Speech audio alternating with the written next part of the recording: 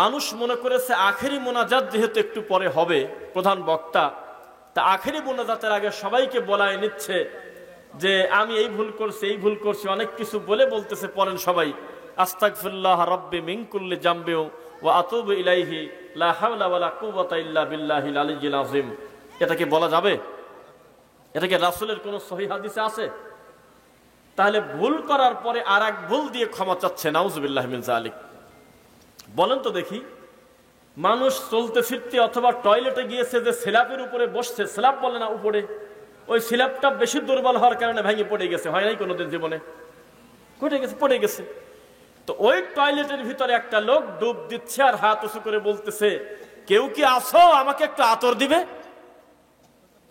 এই লোকটা যেমন গাধা, এই লোকটা যেমন বোকা, এই লোকটা যেমন গর্ধব, টয়লেটের টাঙ্কির ভিতরে বসে থেকে যেমন আতর খোদা পাগলামি, ঠিক তেমনি একটা পাপ করে ফেলছে, অন্যায় হয়ে গেছে, ভুল করে হোক, জেনে হোক, না জেনে হোক, আবার এই ভুলটা সংশোধন করতেছে জাল হাদিস দিয়ে, নাউযুবিল্লাহি মিন যালিক।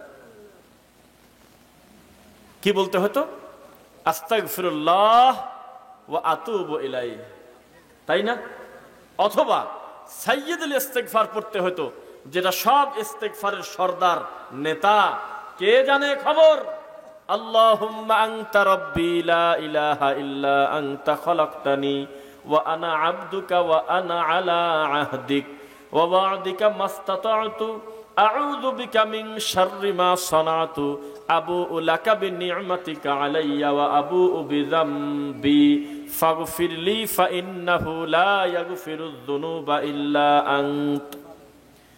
আমাদের এই সমাজে বিদআতপন্থী ৯৮টা হুজুর আমার জানা মতে সম্ভবত, আল্লাহ তুমি ভালো জানো, এই দোয়াই জানে না, খালি জানে রব্বি মিন কুল্লি জামবি, আছে কোন জায়গা তা বলে না।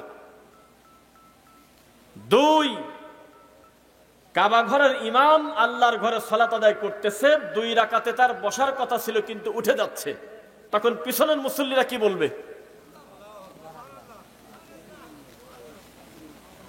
এখানে গণতান্ত্রিক পদ্ধতিতে ভোট হওয়া জরুরি, কেননা বাম পাশের ভাইরা বলতেছে আল্লাহু আকবার আর ডান পাশের ভাইরা বলতেছে সুবহানাল্লাহ।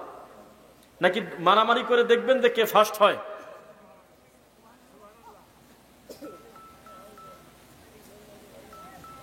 রাসূল সাল্লাল্লাহু আলাইহি ওয়াসাল্লাম বলেছেন, আত-তাসবিহু লির-রিজাল ওয়া তাসফীকু লিন-নিসা। পুরুষ ইমামের ভুল গেলে তোমরা সুবহানাল্লাহ বলে সংশোধন করে দাও, আর মহিলা ইমামের ভুল গেলে কোনো শব্দ করো না, তবে হাতে হাতে তালি মারো, যাতে শব্দ শুনে বুঝে তার ভুল হয়েছে। বোঝা যাচ্ছে না? তা আমাদের মসজিদের ইমামদের যদি ভুল হয়, শতকরা প্রায় ৯০টার বেশি মসজিদে কি বলে লুকমা দেয়? সুবহানাল্লাহ না আল্লাহু আকবার? তা বলেন তো সবকিছুতে উল্টা কিনা? আমরা বলেন উল্টা কিনা? এবার আপনাকে বলি, জীবনে হুজুরের খাদেম দেখছেন? হুজুরের খাদেম কথা বলে না। হুজুরদের খাদেম থাকে না? ও গভীর রাত ৩টার সময় উনি তাহাজ্জুদ পড়বে, পানি আগায় দিচ্ছে, বদনা আগায় দিচ্ছে, সাবান আগায় দিচ্ছে, টিস্যু আগায় দিচ্ছে, খাদেম। কিন্তু একটা আশ্চর্য জাতি আমরা, মরা মানুষেরও খাদেম লাগে। এই দেশে মরা মানুষের খাদেম লাগে, লোকটা দুনিয়ায় নাই, মরে গেছে। বলেন তো তারা কারা? তারা হলো মাজারের খাদেম। একটা মাজারের সবচেয়ে বেশি সম্মানী, সবচাইতে বেশি জীবিত মানুষের ভিতরে যার ক্ষমতা, ও হলো মাজারের খাদেম। যে যেখান থেকে যাক মরা বাবার কাছে প্রথমে খাদেমের সাথে দেখা করে। এই খাদেম কার খাদেম? আপনারা আমাকে জবাব দেন, বলেন। যার খাদেম সে কি বেঁচে আছে? আর তা কার খেদমত করতেছে? গাঁজা সংরক্ষণ করতেছে। আপনি যে টাকাটা নিয়ে যাচ্ছেন তার কাছে টাকাটা সংরক্ষণ করতেছে, এগুলোর খাদেম। এক দরজা দিয়ে ঢুকতেছে টাকা, অন্য দরজা দিয়ে টাকা বের হয়ে যাচ্ছে। ওই শিবলিঙ্গে দুধ ঢালার মতো। শিবের মাথায় দুধ ঢালে না, হাজার হাজার গ্যালন দুধ ঢালে, আবার আর এক সাইড দিয়ে পাইপ নিয়ে দুধ চলে যাচ্ছে অন্যখানে। তো মাজারে দিচ্ছেন আপনি কষ্টের টাকা, কিন্তু এই টাকাটা ওই মাজারওয়ালা পাচ্ছে না, আর এক গেট দিয়ে চোর বাটপার এই আপনার কি বলে গাঁজাখররা খায় যাচ্ছে। জীবিত মানুষের খাদেম লাগার কথা, আর আমাদের দেশে মরা মানুষেরও খাদেম থাকে। এই যে কয়েকটা জিনিস শুরুতে বলতেছে, এগুলো উল্টা না? এক, আদম সন্তান ভুল হয়েই যাবে, কুল্লু বানি আদম খাত্তা, মুহাম্মদ সাল্লাল্লাহু আলাইহি ওয়াসাল্লাম তার মুখ দিয়ে বলতেছেন, প্রত্যেক আদম সন্তানই পাপী, ইচ্ছা করে অনিচ্ছা করে ভুল আমাদের হয়েই যায়, ভুলকারী। ওয়া খায়রুল খাত্তাইনা তাওয়াবুন, সবচাইতে ভালো পাপী তারা যারা তাদের পাপ বুঝতে পেরে আল্লাহর কাছে ক্ষমা প্রার্থনা করে। কি বলে ক্ষমা প্রার্থনা করবে? এক, আস্তাগফিরুল্লাহ ওয়া আতুবু ইলাইহি। দুই, রব্বুল আলামিন আমার ভুল হয়ে গেছে, মাতৃভাষায় হোক আর যে ভাষায় হোক, প্রথমে বলতে হবে আল্লাহ তুমি আমাকে ক্ষমা করো, এই ভুল আমি আর জীবনে করব না। তিনটা কাজ, এক, তওবা করার সাথে সাথে ওই ভুলটা ত্যাগ করা। দুই, মরা পর্যন্ত ওই ভুল আর জীবনে কোনোদিন করব না, এটা স্বীকৃতি দেওয়া। তিন, ওই ভুলের জন্য পর্যাপ্ত অনুতপ্ত হওয়া। চার, ভুলটা যদি মানুষের সাথে জড়িত হয় আল্লাহর পাশাপাশি ওই মানুষের কাছ থেকেও ক্ষমা নিতে হবে। বোঝা কি যাচ্ছে আমার কথা? কয়টা বলছি বলেন তো? চারটা। বলেন তো প্রথমটা কি? আল্লাহর কাছে ইস্তেগফার করতে হবে। দুই, যেই ভুলের জন্য ইস্তেগফার করেছেন ওই ভুল মরা পর্যন্ত আর কোনোদিন করা যাবে না। তিন, অনুতপ্ত হতে হবে, প্রচুর পরিমাণে কান্নাকাটি করে প্রমাণ করতে হবে আপনার ওই কর্মটা ভুল ছিল, এখন আপনি যা সেটাই হলে আপনার আসল পরিচয়। চার, পাপটা যদি আল্লাহর সাথে জড়িত হয় তাহলে 3 নাম্বারই শেষ। আর মানুষের সাথে যদি জড়িত হয় আলাদা করে মানুষের কাছ থেকে ক্ষমা নিতে হবে। বোঝা যাচ্ছে নাকি? কবে ক্ষমা নেবে আপনার হুজুর? হাজার হাজার লক্ষ শ্রোতার সামনে মিথ্যা গাল গল্প জাল হাদিস বলে প্রচার করে গিয়েছে, লোকটা মরেও গেছে, ক্ষমা চাওয়ার পর্যন্ত সুযোগ পায় নাই। তার বক্তব্যের মাধ্যমে হাজার হাজার মানুষ এই জাল হাদিস আমল করে মরে গেছে। কে কার কাছ থেকে ক্ষমা নেয়? কে কার কাছ থেকে ক্ষমা নেবে আপনি বলেন? এটা একটা উল্টা আশ্চর্য জাতি আমরা, যেই জাতির কাছে আল্লাহর তাওহীদের কোনো মূল্য নাই, শিরিকের বড় মূল্য। সুন্নাত ছেড়ে দিয়েছে, বিদাত করেছে গলার মালা, তখন আমাদের ঘাড়ের উপরে চেপেছে যত অশান্তি। বিদাত শিরকের পাশাপাশি সামাজিক জাহিলিয়াত আমাদের এমন ভাবে ঘিরে রেখেছে, আমাদের পাপ বাদ দিলে আর কিছু থাকে না। এটা হলো বাংলাদেশ। এখানে বিদাত এবং শিরকের উর্বর ভূমি, যেখানে আল্লাহর প্রতি মিথ্যারোপ করা হয়, রাসূলের প্রতি মিথ্যারোপ করা হয়। আর জালসা মাহফিলের নাম হলো সার্কাসের মাঠ, আর বক্তার নাম হলো সার্কাসের জোকার। বক্তা কানে হাত দিয়ে কান্নাকাটি করতেছে কারণ ছাড়াই, কি বলে ঠিক নাই, জাল হাদিস বলতেছে, মানুষের ধর্মের ক্ষতি করতেছে, মিথ্যা কথা বলে বলে মানুষকে হাসায় কাঁদায়, অথচ সে জানে না যে লোক হাসানোর জন্য মিথ্যা বলে তার জন্য জাহান্নাম। যে নবীকে বড় করার ইচ্ছাতেও যদি কেউ নবীর প্রতি মিথ্যা কথা বলে, মাকাদাহু মিনান নার, তাহলে দুনিয়াতে বেঁচে থাকা ঠিক আছে, তবে জাহান্নামে তার জন্য ঘর তৈরি হয়ে গেছে। নাউজুবিল্লাহ মিন যালিক। আজকে যেই মাঠে আমি বক্তব্য দিতে আসলাম, রাত 11টার হয়তো কাছাকাছি, 10:30 প্লাস, আরো 2 ঘন্টা পরেও যদি একটা জোকারকে তুলে দিতেন যে জোকার হলো 26 ইঞ্চি, এই বক্তা যদি তুলে দিতেন, এই ছোট মাঠে তার জায়গা হতো না। আপনারাই বলা বলি করতেন এত বড় বক্তা এত ছোট মাঠে আনছে কি কারণে। কিছু বক্তা রকেটের গল্প বলে, কিছু বক্তা ডোনাল্ড ট্রাম্পের গল্প বলে, কিসের সাথে কি লাগায় লাগায় মানুষের সাথে ভঙ্গি করে করে তার 70-80 হাজার টাকা ভিজিট মানুষ তার নামের উপরে বিকাল থেকেই বিভিন্ন জায়গা থেকে রওনা দেয়। মানুষের অধপতন হবে না কেন? কোরআন সুন্নাহ শোনার মতো মানুষের হাতে টাইম নাই। আমাদেরকে বলতেছে আমাদের বক্তব্য নাকি সব একই ধরনের, ঠিক একই তো হবে। আমরা তো ওরা না যারা মিথ্যা কথা বলে বলে নতুন নতুন বিদআত সমাজে বলবো, আর মানুষ মনে করবে আগে তো জীবনে কোনোদিন শুনি নাই। আমাদের কথা এক, তাওহীদে ফিরে আসো, শিরক ছাড়ো, সুন্নাতে ফিরে আসো, বিদআত ছাড়ো। আমাদের একই বক্তব্য, আল্লাহর একত্ববাদ স্বীকার করে সমস্ত মানুষের নীতি বৈষম্য সব কিছুকে দূর করে আল্লাহর তাওহীদের উপরে মাথা নত করতে হবে। এটাই হলো মুমিনের বৈশিষ্ট্য। কে কার কথা শুনবে? বৃদ্ধ বয়স হয়ে গেছে, 70 বছর বয়স পার হয়ে গেছে, এখনো পর্যন্ত উনি জানতে পারলো না প্রতি নামাজের উক্ত পর যে লোকটা মুখে গুল খায় এই গুলটা হারাম। তার হুজুরও বলে নাই, তার মুসল্লি বলে নাই। লোকটার বয়স হয়ে গেছে প্রায় 80 বছর, এখনো পর্যন্ত তিনি হাকিমপুর জর্দা দিয়ে পান খায়। কোনো দিন তার মসজিদের ইমামের ক্ষমতা হলো না যে এটা একটা হারাম খাদ্য, এই জিনিস আপনারা কোনোদিন কেউ খাবেন না। কুকুর খায় না, শুয়ার খায় না, কুত্তা পর্যন্ত খায় না, এর কোনো বেড়া পর্যন্ত লাগে না। যেই লোকটা প্রতিদিন মদ খায়, যেই লোকটা সকালে ব্রেকফাস্ট করে মদ দিয়ে, লাঞ্চ করে মদ দিয়ে, ডিনার করে মদ দিয়ে, এই খারাপ মানুষজন খ্রিস্টানরা পর্যন্ত নিজের হাত দিয়ে লিখে গেছে এগুলো হলো মাদক। এই তামাক ব্যবহার করার কারণে প্রতি বছর বিশ্বে সবচাইতে বেশি যারা ক্যান্সারে মারা যাচ্ছে তার উল্লেখযোগ্য হলো শুধুমাত্র এই তামাকের কারণে। হুজুর ওয়াজ করবে না, কারণ হুজুরের গলায় নিজেই জর্দা, হুজুরের গায়ে তাবিজ হুজুর স্বীকার করতেছে না। লক্ষ লক্ষ মুসল্লি 50-60 বছর আল্লাহকে সেজদা দিয়ে মারা চলে গেল।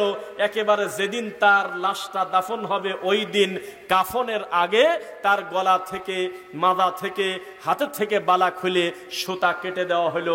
তার আগ পর্যন্ত জীবনে লোকটা জানতে পারে নাই জীবিত থাকতে এগুলো হলো শিরক। এইগুলো গলায় নেওয়া শিরক, এইগুলো মাথায় নেওয়া শিরক, এই বালা হাতে নিয়ে অষ্টাধাতু মনে করে আংটি নেওয়া শিরক, এগুলোর প্রতি আশ্রয় প্রার্থনা করা শিরক। কোনোদিন লোকটা জানতে পারলো না, কবরে চলে গেল। এর বিচার কে করবে বলেন? আমি আপনাদের সেই পুরাতন একটা কমন কথা বলি। আজকে থেকে মাত্র কয়েক বছর আগে আপনার ফ্রান্সের প্রেসিডেন্ট ম্যাক্রো, তার নেতৃত্বে আমার নবীর ব্যঙ্গচিত্র আঁকানো হয়েছিল কিনা বলেন?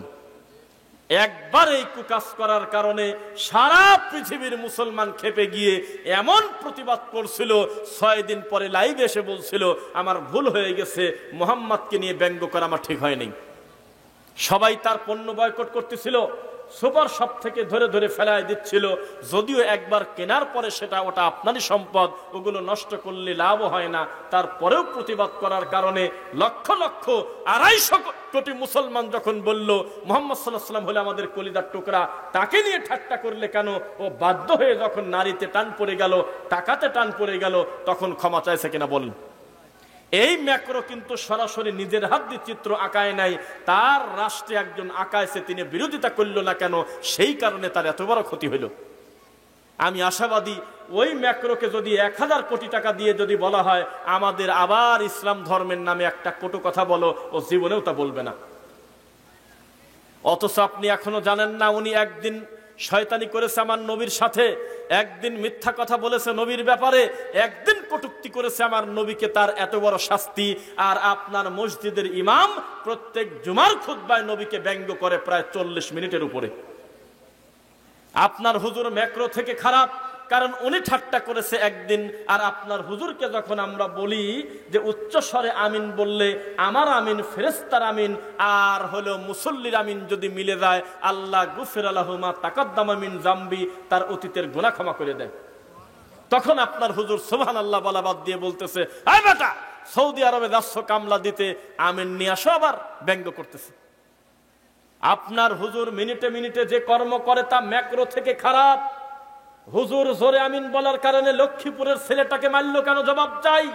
হুজুর না মারুক, কিন্তু হুজুরের মুসল্লি মেরেছে। আজও পর্যন্ত আপনার হুজুর একবার মুখ দিয়ে বলল না রাসূলের সুন্নাহর বিরোধিতা তোমরা করলে কেন? নিরীহ ছেলেটাকে মারলে কোন অপরাধে? জবাব দাও। এই বৈঠক থেকে আল্লামা মামুনুল হক হাফিজাহুল্লাহকে বলতে চাই, আপনার বজ্র কণ্ঠ আমরা আবার শুনতে চাই, আপনার বলিষ্ঠ কণ্ঠে আবার বক্তব্য শুনতে চাই। আপনি বলেছিলেন এই স্বাধীন দেশে কেউ যদি অমুসলিমদের প্রতিও জুলুম করে, মন্দিরে হামলা করে, আমরা মুসলমান তার খবর করে দেব, তাকে আমরা ছাড়বো না। আমরা খুশি হয়েছিলাম, এটা আসলেই ভালো কথা বলেছেন। তারা হলে আমাদের কাছে আছে, আমরা তাদের গালিগালাজ করব না, তাদের ধর্ম তাদের কাছে, আমাদের ধর্ম আমার কাছে। অমুসলিমদের প্রতি যদি এই দরদ থাকে, আর আমি হলে আপনার মুসলমান ভাই, আহলে হাদিসের সম্পর্কে আপনি সেদিনও ভালো কথা বলেছেন।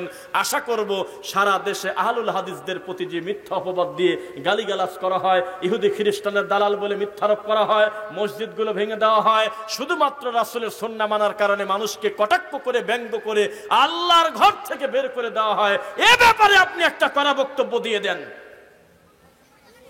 হোক, একটা কড়া বক্তব্য হয়ে যাক। মামুনুল হক সাহেব বলুক, ও দেওবন্দিরা শোনো, একটা কটু কথা যদি কোনো মুসলিম ভাইয়ের ব্যাপারে তোমার সাথে মতানৈক্য যদি থাকে, যদি সেটা কুফরির পর্দায় না যায়, যদি সেটা তোমার কাছে যদি পছন্দ না হয়, আর যদি সেটা রাসূলের হাদিসে থেকে থাকে, তোমার বিরুদ্ধে যাক বা পক্ষে যাক, খবরদার কটু কথা বললে তোমার খবর করে দেব। কবে পাবো সেই ভাষণ? কবে পাবো সেই কণ্ঠ? সেদিনও মামুনুল হক সাহেব এত সুন্দরভাবে আহলুল হাদিসদের ব্যাপারে কথা বলেছে, আমরা খুশি হয়েছি। জানেন, উনি বলেছে তাদেরকে উড়াইয়া দেওয়া যাবে না। একটা বিশাল সংখ্যক সালাফি আকীদা মানহাজ লালন করে, তারা নির্দিষ্ট কোনো মাযহাব মানে না, সরাসরি কোরআন হাদিস মানে। আলহামদুলিল্লাহ। কোথায় বক্তব্য? আমরা কি ধরে নেব সারা পৃথিবীর কাফেররা যেমন মুসলমানের বিরুদ্ধে এক, সমস্ত বিদাতিরাও আহলে হাদিসদের বিরুদ্ধে এক। এটাই তো আমরা ধরে নিচ্ছি, আর তো কিছু ধরার পাই না। বিষয়টা কি? আহলুল হাদিসদের প্রতি এত অপবাদ কেন? তাই তো আমাদের ডক্টর আসাদুল্লাহ গালিব স্যার তিনি বলেন যে আহলে হাদিস নামটাই একটা জিহাদ, এটা সংগ্রাম। এই নামটা মুখে নিতে আপনার লজ্জা করবে কেন? কবর পূজারী যদি নিজেকে সুন্নি দাবি করতে পারে, মাজারে সেজদা করালা লোকটা যদি নিজেকে ভান্ডারি বলে আত্মতৃপ্তি লাভ করে, সারাটা জীবন নবীর হাদিসের বিরোধিতা করে লোকটা হানাফি বলে যদি নিজে আত্মতৃপ্তি লাভ করতে পারে, সারাটা জীবন কোরআন সুন্নাহর পক্ষ থেকে আল্লাহর রাসূলের সুন্নাহ অনুসরণ করার কারণে নিজেকে আহলে হাদিস পরিচয় দিতে লজ্জা করবে কেন? আহলে হাদিস যখন পরিচয় দিবে, আহলুল হাদিস যখন রাস্তা দিয়ে হেঁটে যাবে, আহলুল হাদিসের দাওয়াতি কাদের কাছে সমস্ত বেদাতি কাঁপতে কাঁপতে পালানোর পথ পাবে না ইনশাআল্লাহ। আহলুল হাদিস নাম নিতে লজ্জা করতেছেন কেন আপনি? আহলুল হাদিস একটা সংগ্রাম।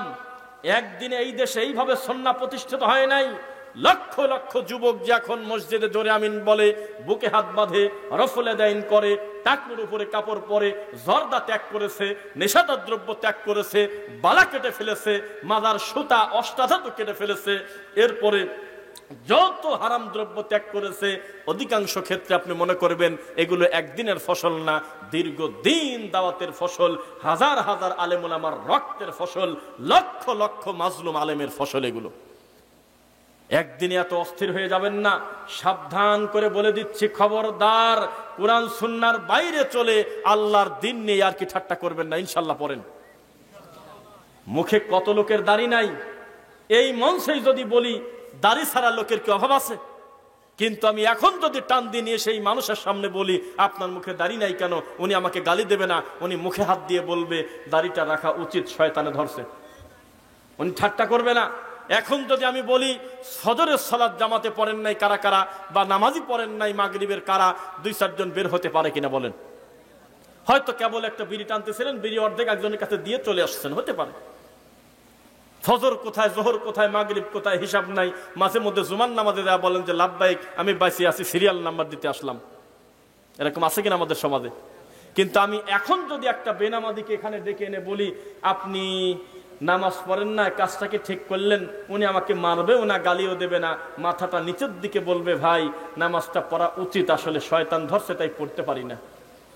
বিড়িখোরকে যদি বলি বিড়ি ছেড়ে দেন, বলবে আসলে ছাড়ার দরকার, আরে আস্তে আস্তে কমা দেবো না হুজুর, আগে অনেক খাতাম এখন কমে গেছে, বলে কিনা বলেন? কিন্তু আমি একজনকে বললাম শোনেন, জর্দা দিয়ে পান খাচ্ছেন কেন? তিনি বলতেছে পণ্ডিতি বন্ধ করে দাও, তোমার সাথে বড় বড় শাইখুল হাদিসরা জর্দা দিয়ে পান খায়, তুমি কে? দলিল পেয়ে গেছে। এত বড় একটা তামাক খাচ্ছে, মদ খাচ্ছে, কিন্তু সেটাকে জায়েজ বানাচ্ছে বড় হুজুরকে দিয়ে। বলে দেশে তোমার সাথে বড় হুজুর কম নাই, এত বড় বড় হুজুর জর্দা খায় আর তুমি আমাকে নিয়ে পড়ে আসো। এখন যদি বলি বাবাজি কেবল আশহাদু আন্না মুহাম্মাদুর রাসূলুল্লাহ সাল্লাল্লাহু আলাইহি ওয়াসাল্লাম মুয়াজ্জিনের মুখে শোনার পরে আঙুলের মাথায় চুমা দিয়ে চোখ মুছে ফেললেন, এটা বিদআত, এটা রাসূল পদ্ধতি আমাদেরকে শেখায় নাই, সাহাবায়ে কেরাম এভাবে নবীর নাম শুনে চুমা দেয় নাই। উনি রাগ করে বলবে যে নবীর নাম শুনে চুমা খাবো তো তোর কি? বেনামাজিকে নামাজের দাওয়াত দিলে রেগে যায় না, একজন ঘুষখোরকে ঘুষ ছাড়তে বললে রেগে যায় না, বিড়িখোরকে বিড়ি ছাড়তে বললে রেগে যায় না, কিন্তু জর্দাখোরকে জর্দা ছাড়তে গেলে সে রেগে যায়। তাবিজওয়ালাকে যদি বলি যে তাবিজ ছেড়ে দেন, আল্লাহর প্রতি ভরসা করেন, এই তাবিজের ভিতরে লেখা আছে সূরা ইয়াসিনের একটা অঙ্ক, অথবা আছে সূরা ফাতিহা, অথবা আছে সূরা ইখলাস, অথবা আছে সূরা ফালাক, অথবা আছে সূরা নাস, আপনি এটা বন্ধ করে দেন, এই তাবিজটা খুলে ফেলেন। তখন সে বলতেছে এই তাবিজ খুললেই আমার বিপদ হবে। বোঝা যাচ্ছে না মনে হয়? মানে শয়তানি করছে তো করছে, আবার নজরবন্দি করে দিছে। তাবিজ দিয়ে বলতেছে মরা বাড়ি গেলে কিন্তু তাবিজ ফুটে যায়। কি জ্বালা জ্বালা বলেন! তাবিজ দিচ্ছে তো দিচ্ছে, আবার লিখে দিচ্ছে, লেখার শেষে বলতেছে 1005 টাকা, প্রায় 5 টাকা পরে দিলে হয় না, ওই 5 টাকাই আগে দাও, 1000 টাকা পরে দিও। এমন একটা মন্ত্র চক্কর দিয়ে মানুষকে জিম্মি করে রেখেছে। এইগুলো পাপ। যখন আমরা বলি যে পাপ আপনি ছেড়ে দেন, সহজে লোকটা ছাড়তে চায় না। কথা বোঝা যাচ্ছে কিনা? একটু সিরিয়ালে ভেঙে ভেঙে বলি যাতে অনেক কথাই আমরা বলতে পারি ইনশাআল্লাহ। সামাজিক জাহিলিয়াত কি পর্যায়ে পৌঁছে গেলে সামাজিক জাহিলিয়াত কোন পর্যায়ে পৌঁছে গেলে চলচ্চিত্র জগৎ আছে না আমাদের দেশে, মাননীয় প্রধান উপদেষ্টার কাছে আমাদের দাবি, আজকের এই রাজশাহী বাঘার মঞ্চ থেকে বলতেছি, এই চলচ্চিত্র একেবারে বন্ধ করে দেন। এই নাটক ফটক চলচ্চিত্র পুরাটা একেবারে ভাঙিয়ে বন্ধ করে দিয়ে হাসপাতাল অথবা এতিমখানা বানায় দেন। এই জুকার নাচা এখন আর কেউ দেখে না, এই পাগল ছাগলের কাহিনী আর কেউ দেখে না। কে ডিগবাজি দিল, কে 12টা ডিম খাইলো, এই নোংরামি এখন মানুষ আর দেখে না। আগে ওই পুরা গ্রামের ভিতরে ছিলই হলো 2 বাড়ি 3 বাড়ি টিভি, মানুষ শয়তানের ধোকায় পড়ে সেই বাড়িতে যায় একটু দেখছে টিভি। এখন ঘরে ঘরে মোবাইল হয়ে গেছে, মানুষের ভালো কাজও সহজ হয়ে গেছে, পাপ কাজও সহজ হয়ে গেছে, গেছে কিনা? ওই সিনেমা ও ছাতা এমনি মানুষ দেখা বন্ধ করে দিয়েছে, হলে আর যায় না। তাড়াতাড়ি করে সরকার নিজের টাকার, দেশের টাকার দিয়ে এত হাজার হাজার কোটি টাকা খরচ করে এই নোংরামি, তাদের উলঙ্গপনা বন্ধ করে দিয়ে ওই এতিমখানা বানিয়ে দিক অথবা সেখানে হাসপাতাল বানিয়ে দিক, মানুষের কল্যাণ হোক। কথা বোঝা যাচ্ছে? ওরে বাপরে বাপ, এগুলো বন্ধ করা তো দূরের কথা, তাদেরকে নিয়ে সংসদে বসায় দিচ্ছে। হ্যাঁ, নাউজুবিল্লাহি মিন যালিক। মুহাম্মদ সাল্লাল্লাহু আলাইহি ওয়াসাল্লাম বলেছেন, যেই নারী বেপরদা হয়ে, যেই নারী পুরুষের পোশাক পরে, যেই নারী ঢিলাঢালা পোশাক পরে না, যেই নারী পুরুষের বেশ ধারণ করে সেন্ট নিয়ে, আতর নিয়ে একেবারে ফ্যাশন করে পুরুষ মানুষের সামনে দিয়ে হেঁটে যায়, সেই মহিলা হলো জেনাকারিনী। অথচ এই ফ্যাক্টরিটা রয়েছে এফডিসিতে। আমরা আজকে দাবি করে এই মাঠ থেকে তাড়াতাড়ি এগুলো ধ্বংস করে দিয়ে হাসপাতাল বানানো হোক, এগুলো ধ্বংস করে দিয়ে এতিমখানা করা হোক, মানুষের কল্যাণ হোক। বলেন ইনশাআল্লাহ। বাপরে বাপ, এখন আর ছবি চলে না, আতঙ্কে আছে। কিভাবে জানি একটু টেনশনে পড়ে গেছে যে সামনে যদি একজন বলতেছে, একটা মহিলা, আল্লাহ ক্ষমা করুন, আল্লাহ মাফ করুন, এগুলো দেখার জন্য তো ফেসবুকে আমরা ঢুকি না। আপনার অনিচ্ছায় মাঝে মধ্যে কিছু ভিডিও আসে কিনা বলেন? জীবনে লাইকও দেন নাই পেজে, জীবনে কোনোদিন ফলোও করেন নাই, কিন্তু একটা ভিডিও আপনার সামনে এসে গেছে, মানে কেউ না কেউ স্পন্সর করছে, এই জন্য এই ভিডিও আপনার সামনে আসতে আসে না। এরকম একটা ভিডিও দেখলাম, নাউজুবিল্লাহি মিন যালিক। একটা মহিলা আশঙ্কা করতেছে, দেশে যদি জামাত ইসলামের লোক ক্ষমতায় আসে, তাহলে তো আমরা ছবিটা শুটিং করতে পারবো না। কয়ে যে আমার তো অনেকগুলি টাকা আটকে আছে, শুটিং করে করে রাখছি, কি করা যায়? লাস্টে করছে, তখন আমরা ধর্মের ছবি বানাবো, ধর্মীয় ছবি বানাবি। কোন জালার জাল, আপনি কি বুঝতে পারলেন? কারণ একটা রাস্তা তো খোলা আছে, সেটা হলো ইসলামী সঙ্গীতের নামে আমাদের দেশের নাট্য মঞ্চ হয়। তা কি জানেন আপনারা? আমার মোবাইলে আছে, হয়তো ভাইয়েরা দেখায় দেবে। ওই যে ভাই তো সাক্ষী আছে। ইন্নালিল্লাহ, 11 থেকে 12 বছরের মেয়ে পাশে বসে আছে, চোখ বাঁধি, ইসলামী সঙ্গীত শিল্পী মুখ ভেংসি করে, বিভিন্ন অঙ্গভঙ্গি করে করে, অভিনয় করে করে দেখাচ্ছেন। নাউজুবিল্লাহি মিন যালিক। ইসলামী মদ বলে কোনো মদ নাই, মদ মানেই হারাম। ইসলামী জুয়া বলে কোনো জুয়া নাই, জুয়া হারাম। ইসলামী ক্যারাম খেলা বলে কোনো খেলা নাই, খেলা হারাম। ইসলামী সুদ বলে কোনো কথা নাই, সুদ হারাম। ঠিক কিনা? ইসলামী সঙ্গীতের নাম দিয়ে এইভাবে, আর ওদের কাটিং গুলো কি, আমি একটা দেখলাম, 6 জন মিলে যৌথ গজল গাচ্ছে, 6 জনেরই টাকনোর নিচে কাপড় আছে। এ বলে ইসলামী সঙ্গীত বলতেছে। এই শব্দটা সুন্দর না, মনে থাকবে কি আপনাদের? এবার আসেন, আমাদের দেশে এমনও কিছু কোরআনে হাফেজ আছে, সারা পৃথিবীর থেকে গোল্ড মেডেল পেয়ে আসছে আমাদের দেশে, আলহামদুলিল্লাহ। আল্লাহর কোরআন মাজিদের উপরে প্রায় এভারেজে কয়েক বছর টানা ফার্স্ট এবং সেকেন্ড আমাদের এই বাংলাদেশ, হয়তো বলেন আলহামদুলিল্লাহ। কিন্তু একটু দুঃখের আছে, ছেলেটা কোরআন পড়তে পারে সুন্দর করে, মিষ্টি কোরআন তেলাওয়াত শুনলে আত্মা ভরে যায়, এখনো মুসাফা করা শেখে নাই, এখনো মুসাফা পর্যন্ত করতে জানে না, কয় হাত দিয়ে মুসাফা করতে হয়। কারণ তাকে যে কোরআন পড়ায়ছে, সে কোরআন পড়তে পারে, কোরআন বুঝতে পারে না। বোঝা যাচ্ছে না মনে হয়? ওই ছেলে 2 দিন পরে মিলাদ পড়বে, নয় ব্যক্তি পূজা করবে, নয় সঙ্গীতের নামে কোরআন মাজিদের, আমি এখন আপনি নিয়ে আসেন, ওই কারি কোরআন তেলাওয়াত করতেছে, নিজের প্রতি জুলুম করতেছে। আমি এতগুলো কথা বলতেছি, প্রায় ঘন্টার উপরে কথা বলবো, আমার ঘেমে যাওয়াটা স্বাভাবিক। আবার অতিরিক্ত বাল্ব দেশে চতুর্দিকে, তাই না? কিন্তু ওই ছেলে সূরা ফাতিহা পড়তে গিয়ে ঘেমে ভিজে যাচ্ছে, কেন? নিজের প্রতি জুলুম করতেছে। কোরআন যার উপরে নাজিল হয়েছে, তিনি পড়েছিলেন আলহামদুলিল্লাহি রাব্বিল আলামিন। কিভাবে পড়তেন তা জানি না, তবে তিনি থেমে যেতেন অধিকাংশ ক্ষেত্রে। আর রহমানির রহিম, থেমে যেতেন। মালিকি ইয়াউমিদ্দিন, তিনি থামতেন আর পিছনের মুসল্লিরা মিলায় আবার পড়তেন। যার প্রতি কোরআন নাজিল হয়েছে তিনি সাবলীল কণ্ঠে কোরআন পড়তেন। আর আমাদের দেশের কারীরা, আমাদের দেশের হাফেজরা কোরআন প্রতিযোগিতায় কানে হাত দিয়ে মুখের দিকে তাকানো যাচ্ছে না, একসাথে 3 আয়াত মিলাতে দেয়, মনে হয় গলা ফাটে মরিয়ে যাবে। কোথায় আছে এই সিস্টেম? কোন সাহাবী থেকে প্রমাণ পাবেন? অমুক সাহাবীর বড় বড়ত্ব সূরা দুহা এক টানে এক স্বরে শেষ করে দিয়েছে, হাত তোলেন, আমি শুনবো, তার নাম শুনি। আমার নবী কবে সূরা শামস পড়েছে এক নিঃশ্বাসে? কেউ প্রমাণ দেন। সূরা ফাতিহা পড়েছে এক নিঃশ্বাসে, এমন কোন হাদিস এই দুনিয়াতে আছে আমার তা জানা নাই। সেখানে আমাদের দেশে সূরা ইখলাস আর ফালাক কানে হাত দিয়ে 5-6টা আয়াত একসঙ্গে পড়ে দিচ্ছে, মুখের দিক তাকানো যাচ্ছে না, এর নাম দিয়েছে কোরআন তেলাওয়াত প্রতিযোগিতা। সেই লোকটাকে যদি বলেন যে ঈমান ভঙ্গের কারণ কি জানে না, কিভাবে ওযু করতে হয় জানে না, ওযুর পরে ঘাড়ে এইভাবে টান দিয়ে বলতেছে যে এইভাবে করলে নবী বলেছেন তোমাদের ঘাড়ের রগটা ভালো থাকে। কোথায় আছে এই কথা লেখা? এখনো পর্যন্ত ওযু শেখে নাই, মুসাফা করতেছে, এইভাবে তাকান আমার দিকে, বিশ্বজয়ী হাফেজ 2 হাত দিয়ে এইভাবে করে করে বুকে থাপড়াচ্ছে। এখনো পর্যন্ত হাত মিলানো জানে না, মুসাফা করতে জানে না, এটা একটা ইবাদত। সারা পৃথিবী থেকে গোল্ড মেডেল নিয়ে আসতেছে। আমাদের আফসোস ওই ছেলের প্রতি না, আমাদের আফসোস আহারে এত সুন্দর সোনার টুকরা মেধাবী ছেলেটা পড়ে আছে বেদাতির কোলের ভিতরে। বোঝা যাচ্ছে না? ও যদি একজন বিশুদ্ধ আকীদার আলেমের হাতে পড়তো, কোরআন এত সুন্দর করে পড়তে পারে, কোরআন বুঝার ব্যবস্থা আল্লাহর ইচ্ছায় তিনি করে দিতেন কিনা বলেন? বোঝা কি যাচ্ছে আপনাদের? সামাজিক জাহিলিয়াত এমন ভাবে চলে আসছে, আমরা আসলে আমাদের কাছে কোনো কিছু আসল নাই। ওই যে ইসলামী জালসা প্রধান বক্তা উঠবে একটু পরে, তার আগ দিয়ে যে ছেলেটা গজল গাচ্ছে তার নামের আগে লেখা সারা বাংলায় আলোড়ন সৃষ্টিকারী ইসলামী সঙ্গীত জগতের উজ্জ্বল নক্ষত্র অমুক।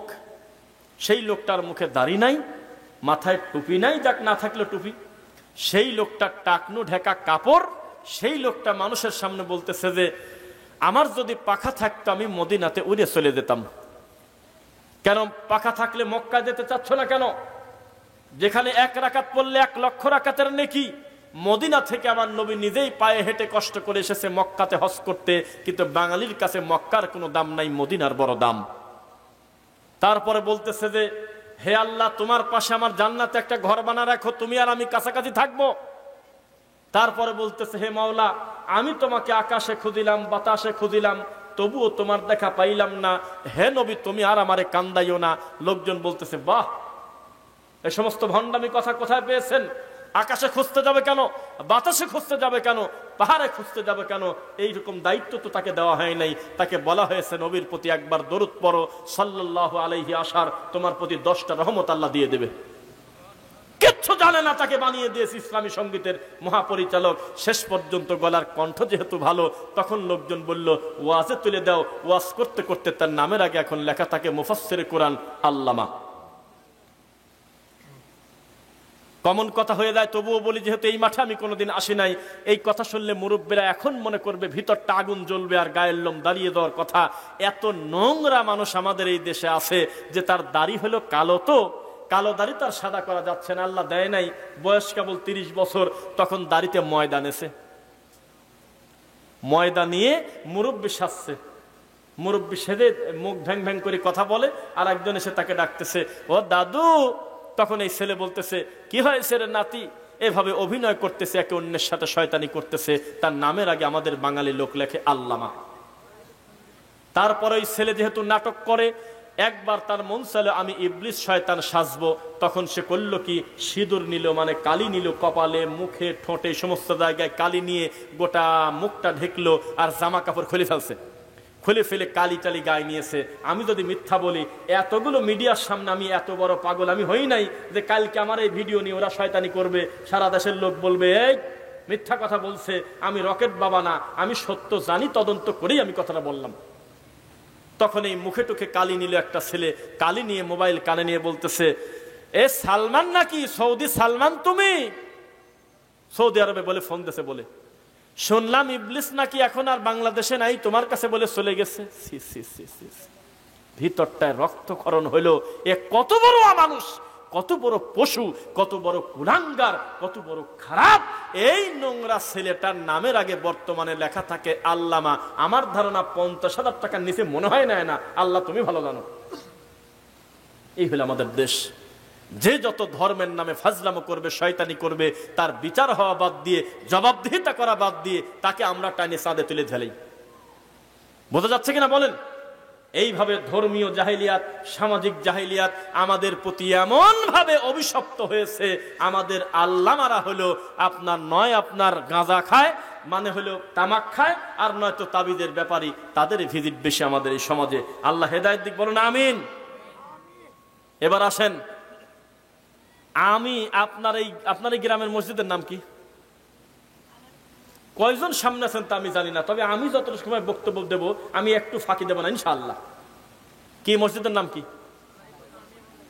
আলাইপুর জামে মসজিদের ইমাম যদি ভুল করে কোনো, সেই ভুলটা এলাকা ভিত্তিকে থাকলো না, ওনারকে দেখা গেল রাজশাহীর সবাই চেনেও না। বোঝেন না কথা? আর আমি যদি ভুল করি তাহলে হাজার হাজার মানুষের কাছে এই ভুলটা প্রচার হবে কিনা? মিজানুর রহমান আজহারি সাহেব যদি কোনো জাল হাদিস বলে তাকে কি হবে? কিসের লাখ? বলেন যে কোটি কোটি মানুষের কাছে পৌঁছে যাবে। দেখেন, উনি একটা পোস্ট দিয়েছে শুধু যে আমি দেশে আসতেছি না, দেশে আসছে, ও আসার পরে লেখছে আমি আসছি, এই কথাটুকু লিখে দিয়েছে আলহামদুলিল্লাহ বলে। তা আমি দেখলাম 2 লাখ লোক শেয়ার করছে, মনে হয় একদিনও লাগে নাই, 2 লক্ষ লোক শেয়ার করলো। 1 লক্ষের উপরে লোক খালি কমেন্ট করছে, 1 মিলিয়ন লোক লাইক দিয়েছে। তাহলে কি পরিমাণ জনপ্রিয় একটা মানুষ হতে পারে? তিনি ইউটিউব চ্যানেল খুলছে, একটা ভিডিও দেয় নাই, লাখ লাখ লোক সাবস্ক্রাইব করে ফেলছে। মিথ্যা বলতেছি আমি? এত বড় জনপ্রিয় লোক বলতেছে যে আসসালামু আলাইকুম ওয়া রাহমাতুল্লাহি তাআলা ওয়া বারাকাতুহু। কি বলছে বলেন তো? রহমতুল্লাহি তাআলা। তাআলা কি পাইছেন আপনারা? আমরা জানি সালামের বাক্য আসসালামু আলাইকুম, অথবা আসসালামু আলাইকুম ওয়া রাহমাতুল্লাহ, অথবা আসসালামু আলাইকুম ওয়া রাহমাতুল্লাহি ওয়া বারাকাতুহু। মাঝখানে তাআলা ঢুকলো কিভাবে? আপনার মসজিদের ইমাম ভুল করলে শুধু তার আর তার মুসল্লির ভিতরে থাকতো। এই মানুষটা এত বেশি জনপ্রিয় এবং তার খেদমত নাই, এ কথা বললে আমি মিথ্যুক। তার অনেক খেদমত আছে, কিন্তু এই যে 2-1টা জাল হাদিস প্রচার করার কারণে, ভুল বলার কারণে তাকে ফলো করার মতো কোটি কোটি অনুসারী তো বহু দূরের কথা, অন্তত বক্তারাই আছে প্রায় হাজার হাজার। ওই বক্তা আবার দেখি যে জালসার মঞ্চে আমি নিজে দেখছি, তারাও সালাম দিচ্ছে আসসালামু আলাইকুম ওয়া রাহমাতুল্লাহি তাআলা ওয়া বারাকাতুহু। তখন আমি বলেছিলাম বগুড়ার জালসায় যে রাহমাতুল্লাহি তাআলা এটা বলা যাবে না। এই কথা বলার পরে আমার ওই ভিডিওটা ভাইরাল হয়ে গেছে কিভাবে আমি জানি না। 11,000 লোক কমেন্ট করছে, 10,500 লোকই প্রায় লিখতেছে তুই কাফের, তুই খ্রিস্টান, তুই এত বড় হুজুরের ভুল ধরিস। তুই জানিস সে মিশর আল আজহার বিশ্ববিদ্যালয়ে পড়ছে? কন্ত জ্বালা, কি যন্ত্রণায় পড়লাম বলেন। তিনি মাতৃভাষায় খুতবা দিয়েছে মালয়েশিয়াতে, আমাদের মনটা ভরে গেছে। ইংলিশে তিনি খুতবা দিচ্ছে, কারণ খুতবা নির্দিষ্টভাবে আরবিতেই দিতে হবে, এ কথা নবী বলে নাই। খুতবা মানে ওয়াজ, খুতবা মানে বক্তব্য, খুতবা মানে ভাষণ, যেই ভাষণের মাধ্যমে মুসল্লিরা সংশোধন হবে, ঠিক কিনা? কিন্তু এই দেশে এসে তিনি এই সত্য কথা যদি মুখ দিয়ে বলে দিত, আমি মিজানুর রহমান আজহারি বলছি তোমরা মাতৃভাষায় খুতবা দাও, যাতে ইমামের কথাগুলো তার মুসল্লিরা বুঝতে পারে, 5টা ভুল সংশোধন হয়ে যায়। আর খুতবা হবে 2টা। জীবনেও নবী 3টা খুতবা কোনোদিন দেয় নাই, সাহাবীরা দেয় নাই, তোমরাও 2টা খুতবা দিতে। আহারে, এটা গালিগালাজ না, হিংসা না, তার প্রতি আমাদের ভালোবাসা, আমাদের দাবি। উনি যদি মুখ দিয়ে কথাটা খালি লিখেও দিত ফেসবুকে, যদি কলম দিয়ে, লক্ষ লক্ষ মানুষের সংশোধন হয়ে যাওয়ার সুযোগ ছিল কিনা? কিন্তু আমি এত কথা বলতেছি, আমার সামনে আপনারা কয়টা লোক বসে আছেন বলেন? এই জন্য বড় মানুষের মাঝে মধ্যে নাম ধরে বলতে হয়, যাতে আপনারা ধোকায় পড়ে না যান। একটা মিষ্টি মুফতির নাম বলবো। কি মুফতি? তিনি খুব বর্তমান খুব ডিমান্ডেবল, মানুষের কাছে পছন্দনীয়। তিনি আরবি জানেন না, এই কথা আমি বলবো না, এত সুন্দর আরবি বোঝেন, আরবি হাদিসও মুখ দিয়ে বলে। তার নাম মুফতি আরিফ বিন হাবিব। আছে মিসরি সুরি বলে অনেকে, আরিফ বিন হাবিব। এত সুন্দর তার গলার কণ্ঠ, ইনসাফ করে কথা বলতে হবে, এত সুন্দর তিনি হাদিসের জ্ঞান রাখেন, কোন জীবনেও আমি অস্বীকার করব না। এই লোক খোলা মাঠে হাজারো জনতার সামনে বলতেছে, নামাজ যদি কাজা হয় প্রতি ওক্তের জন্য 100 কেজি করে গম দিয়ে দিও। আর 5 ওয়াক্ত দিও না, 6 ওয়াক্ত দিও। কে আর এক ওয়াক্ত আবার কিভাবে ডেলিভারি হলো? কয়েকদের বেতের সহ দিও। সোয়া কেজি করে আটা অথবা গম। এ মেড ইন চায়নার হাদিস, এটা তো মদিনার হাদিস না, এটা তো মক্কা মদিনাতে আসে নাই। এই কথা জান্নাতি মানুষ এই আমল করে নাই। মুহাম্মদ সাল্লাল্লাহু আলাইহি ওয়াসাল্লাম বলেছেন, তোমরা অতীতের ভুলের ব্যাপারে বলো, আল্লাহ আমার ভুল হয়েছে, ক্ষমা চাই, আল্লাহ ক্ষমা করবেন। অনুতপ্ত হও, আল্লাহ ক্ষমা করবেন। ওই ভুল আর জীবনে করো না, আল্লাহ ক্ষমা করবেন। শুধু ক্ষমা করবে না, ইউবাদদিলুল্লাহু সাইয়্যাতিহিম হাসানাত, তোমার অতীতের ভুলগুলো আল্লাহ নেকি দিয়ে পরিবর্তন করে দেবে।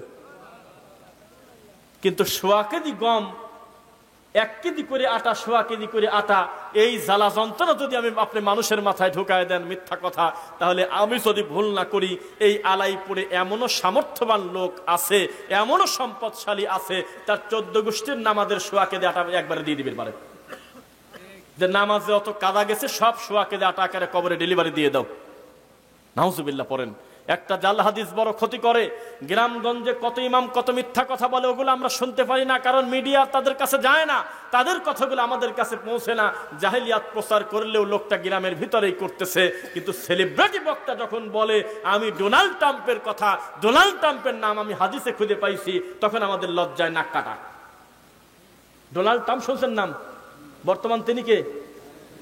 হ্যাঁ, আমেরিকার প্রেসিডেন্ট। এই লোকটার নাম বলে হাদিসে খুঁজে পাইছে আমাদের একটা হুজুর, কোরআনেও বলে আছে। কন্ত জালার কথা। তারপরে বলতেছে রানী এলিজাবেথের কথা বলে নবী বলে গেছে, এটা বলে নবীর বংশ। এই সব নোংরামি একেবারে খুব ঠান্ডা মাথায় হাজার হাজার শ্রোতাকে বলায় নিচ্ছে। আমার খালি একটা আফসোস, আমার বাম পাশ থেকে, আমার ডান পাশ থেকে যে কোনো একটা ভাইকে তো বলা উচিত ছিল, হুজুর দাঁড়ান দাঁড়ান, হুজুর রাগ করবেন না, হুজুর আপনার ভালো কথাকে ভালো বলেই মানলাম, কিন্তু ডোনাল্ড ট্রাম্পের নামটা হাদিসে আছে, এটা পাইলেন কোন জায়গা? একটা লোক প্রতিবাদ করলো না, সবাই বলতেছে আল্লাহু আকবার। কোন জ্বালার জ্বালা? জবাবদিহিতা নাই। জিজ্ঞাসা করলেন সম্মানিত দায়িত্বশীল যারা আছে, একটা দিন প্রাইমারি স্কুলে হেডমাস্টার যদি না যায়, ছাত্র কোনটা শিক্ষক কোনটা বোঝা যায় না। দুপুরে খেতে গেছে, গেছে আর আসেই না। ক্লাসরুমের ঘুম এসে গেছে, কারণ ওর উপরে জবাবদিহি করার মতো লোকটা নাই। দায়িত্বশীল একদিন না আসলে পরিস্থিতি এমন হয়। আর হাজার হাজার লক্ষ টাকা তাকে অগ্রিম দিয়ে, আগে 40 পরে 70,000 দিয়ে হেলিকপ্টার থেকে নামবে এত বড় বক্তার। বাম পাশে ডাইন পাশে যদি আল্লাহর ভয় করা একজন দিন বোঝা আলেম থাকতো, আর যদি তাকে বলে দিত বক্তব্য দিতে থাকেন, বাংলায় দেন আর আরবিতে দেন, তবে নবীর নামে মিথ্যা কথা বললে খবর আছে, জাল হাদিস বললে কিন্তু ধরে দেব। তখন দেখতেন আশা করি কিছু সংশোধন হয়তো। আপনারা তো খালি পড়ে আছেন কোন বক্তা কত টাকা নিল, আমি ওই দিক ফোকাস করি না। একটা আলেমের হাতে যদি 1 কোটি টাকাও দিয়ে দেন, আমরা মনে করবো যে এটা তো আলিফের দামও দিতে পারেন না। এগুলো কি আরবি, এটা কি দাম দেওয়া হয়? কি দিবেন না দিবেন সেটা কমিটির ব্যাপার আর বক্তার ব্যাপার। আমার কষ্ট শুধু এক জায়গা, আরে এত কষ্টের টাকা দিয়ে এই ছোট ছোট সোনামণি হাফেজরা রাস্তায় গাড়ি আটকায় টাকা বের করে গ্রামে গ্রামে চাউল তুলে, ধান তুলে, গম তুলে, কত কষ্টের টাকা ভ্যান চালক, রিক্সা চালকের কষ্টের টাকা দিয়ে এই 1 লাখ টাকা দিয়ে বক্তা নিয়ে আসতেছে। সেই বক্তা মঞ্চে উঠে বলতেছে আমি হলো রকেটে চড়া লোক। এটা কোন ওয়াজ? এর দ্বারা মানুষের কি কল্যাণ হবে? মিথ্যা কথা বলতে বলতে এমন কথা পরবর্তীতে আপনারাই আবার ফেসবুকে দেখে বলতেছেন সি সি সি সি, এত মিথ্যা কথা বলতে পারে। তো ওই দিন কোথায় ছিলেন যেদিন আপনার মুখামুখি এত মিথ্যা কথা বলা হলো? কিসের সাথে কি বলে, এক একবার এক এক কথা। নাউজুবিল্লাহি মিন যালিক। সেই দিন কি করছে জানেন? আল্লাহ মাফ করো, নাম কিন্তু বলি নাই। সেই দিন এমন একটা কথা বলছে, বলবো আপনারা সঙ্গে সঙ্গে কষ্ট পাবেন না। বলেন তো দেখি, আকীদা বাদ দিলে কি একটা লোকের কিছু থাকে? আকীদা মানে ফাউন্ডেশন না? এই আকীদার উপরেই তো ভিত্তি করে লোকটার বুঝ যে তিনি কে বিশ্বাস করে। তিনি কি নবীকে গায়েব জানে মনে করে? তিনি কি আল্লাহকে হাজির নাজির মনে করে? তিনি কি আল্লাহকে সব জায়গায় বিরাজমান মনে করে? নবীকে কি নূরের তৈরি মনে করে? এই আকীদার উপরেই তো লোকটার ঈমান দাঁড়ায় আছে, নাকি বলেন? আকীদা ঈমান একই জিনিস না, কাছাকাছি। এই হুজুর, যেই হুজুর এই সব বাজে কথা বলে, এই সেই দিন আর একদিন রাগী আহলে হাদিসদের প্রতি রাগ করে বলতেছে আকীদা বলে ফেক, আকীদা বলে নকল, কোরআন হাদিসে বলে আকীদা শব্দ নাই, উনি বলে খুঁজে পায় নাই। বলেন তো কষ্ট পাবো না আমরা? আকীদার উপরে আঘাত দিবেন আপনি, আকীদা নিয়ে কথা বলবেন। আপনাদের আকীদা তো চিনি, আপনাদের ইমানের পাওয়ারে আপনারা মন্দির পাহারা দিতে যান আর আহলে হাদিসের মসজিদ ভাঙেন। আপনাদের ইমানের পাওয়ার আমাদের জানা আছে। ইমানের পাওয়ার এত বেশি, ইমাম সাহেব 40 বছর ইমামতি করে, 40 বছরই তার পিছনে যে মুয়াজ্জিনটা ইকামত দেয়, সেই মুয়াজ্জিন হলো জর্দা দিয়ে পান খায়, তার ইমানের কিছুই আসা যায় না। ইমাম 30 বছর ইমামতি করে, ঠিক তার বাম পাশে মুয়াজ্জিনের পাশে যে দাঁড়ায়, সেই লোকটা মেয়ের সম্পত্তি ছেলেকে লিখে দিয়েছে 30 বছর আগে, এখনো পর্যন্ত হুজুরের ডিস্টার্ব হয়নি। ইমাম সাহেব 30 বছর ইমামতি করে আলাইপুর গ্রামে, কত লোক সুদ খায়, আবার মসজিদে আগের কাতারে নামাজ পড়ে, কোনোদিন তিনি ডিস্টার্ব ফিল করলো না। এ বাবাজি, নামাজে আসেন ঠিক আছে, সুদটা ছেড়ে দেন, তোমার ইমানের এত পাওয়ার, তুমি দাঁতে কামড় দিয়ে পড়ে আসো, মিলাদে দাওয়াত দিলেই যা মোনাজাত ধরি হু হু করে খালি কাঁদে। এত বড় ধৈর্যশীল ইমাম, যার প্রশংসা হয় মোড়ে মোড়ে, বাঘাতে গিয়ে, রাস্তারঘাট গিয়ে, বিভিন্ন জায়গায় গিয়ে, যে আমাদের একটা হুজুর আছে, মনের মতো হুজুর পাইছি। আজ 30 বছর ইমামতি করতেছে, একেবারে ঠান্ডা নরম, একেবারে মাটির দিক টাকা হাঁটে।